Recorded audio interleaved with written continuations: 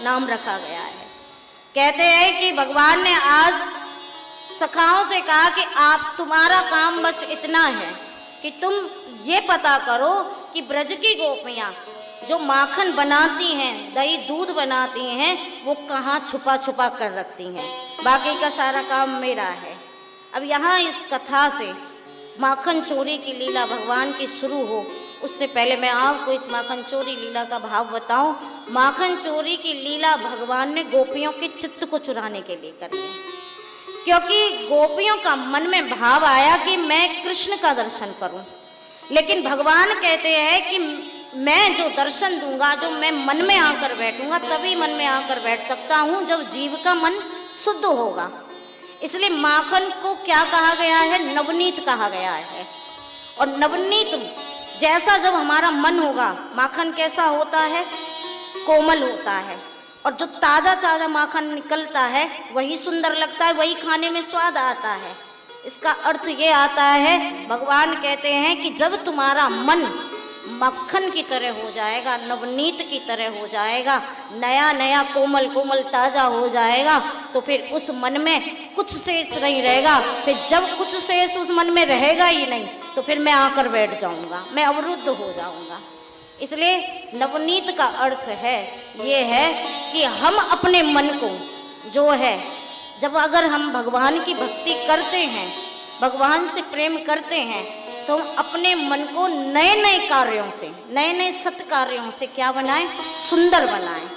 क्योंकि जब हम नए नए सत्कार्य करेंगे, हम यज्ञ करेंगे, दान करेंगे, पुण्य करेंगे, हम कथाएं सुनेंगे, हम कीर्तन करेंगे, नाम जप करेंगे, जब हम ऐसे सत्कर्म करेंगे तो उस सत्कर्म के द्वारा जो है हमारा मन क्या हो जाएगा? सुंदर हो जाएगा और मन निर्मल हो जाएगा। और जब हमारा मन निर्मल हो जाएगा तो ठाकुर जी हमारे हृदय में आकर विराजमान हो जाएंगे, मन में आकर विराजमान हो जाएंगे।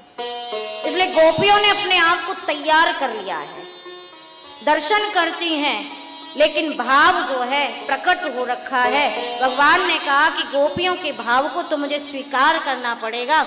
इसलिए माखन चोरी लीला कर कर जो है भगवान ने जो है गोपियों के चित्त को चुराया है। आध्यात्मिक रूप से दर्शन करें तो ये शरीर मटकी है, और ये शरीर में जो मन है ये मक्खन की तरह है। मक्खन में से आधा का और खा, बीच के दो शब्द हटा दो तो बन जाता है मन, बन जाता है। इसलिए इस शरीर रूपी मटकी में ये मन है, ये मक्खन की तरह है, लेकिन इस मन को केवल एक ही चुरा सकता है, वो हमारे कृष्ण चर कन्हैया चुरा सकता है। अगर इस मन को अगर हम संसार में लगाएंगे तो ये मन क्या होगा? ये जो है बंधन में हो जाएगा। और जब बंधन में होगा तो मक्खन जब एक जगह संग्रह करके रख दिया जाता है तो सब लोग आप जानते हैं कि मक्खन में से 2 दिन बाद में खटास आना शुरू हो जाता है, तो ये मन दूषित हो जाएगा। इसलिए संसार में जब हम रह रहे हैं इस शरीर रूपी मटकी के साथ में, तो हमारे इस शरीर रूपी मटकी में जो हमारा मन है, हमें उसे क्या करना है? शुद्ध करना है। और वो शुद्ध होगा सत्संग के द्वारा, कथा के द्वारा, भगवान के नाम के द्वारा होगा। जब ये मन शुद्ध हो जाएगा तो फिर ये भगवान इस मन को चुरा कर ले जाएंगे, यानी मक्खन को चुरा कर ले जाएंगे, और फिर इस शरीर रूपी मटकी का कोई काम नहीं रहेगा। इसलिए माखन चोरी लीला भगवान ने जो है गोपियों के भाव को प्रकट करने के लिए करी है।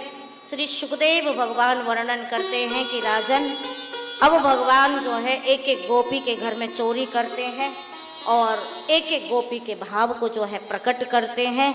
भगवान ने जो है प्रत्येक गोपी के घर से चोरी करी। अब गोपियाँ जो है भगवान को अपना मानने लगी हैं। अब गोपियों को ऐसा लगता है कि संसार में इस शरीर से चाहे हमारे कितने भी रिश्ते हैं, लेकिन इस आत्मा का पति तो केवल कृष्ण है। अब हमारा जो कुछ है, सर्वस्व है, वो कृष्ण है। इसलिए गोपियाँ क्या करती हैं? सोती भी हैं तो कृष्ण के लिए, जागती भी हैं तो कृष्ण के लिए। गाय दूहते समय अगर गाय से का दूध निकालती है तो प्रार्थना यही करती हैं कि हे गौ माता, ऐसा सुंदर दूध देना जो हमारे कृष्ण के लिए काम आए। हर चिंतन में, गोपियों की हर वृत्ति में जो है कृष्ण कृष्ण होने लगा। शरीर से रहती तो संसार में है, लेकिन मन की वृत्ति कहाँ है? मन जो लगा रखा है श्री कृष्ण के चरणों में मन लगा रखा है। इसलिए गोपियों का प्रत्येक कार्य क्या बन चुका है? कृष्ण बन चुका है। गोपियां समझने लगी हैं कि संसार में कुछ भी नहीं है। संसार में अगर इस मन को हम ठाकुर जी के चरणों में लगा दें तो हमारा कल्याण हो जाएगा, हमें कृष्ण मिल जाएगा। इसलिए गोपियों ने अपनी वृत्ति कैसी बना ली?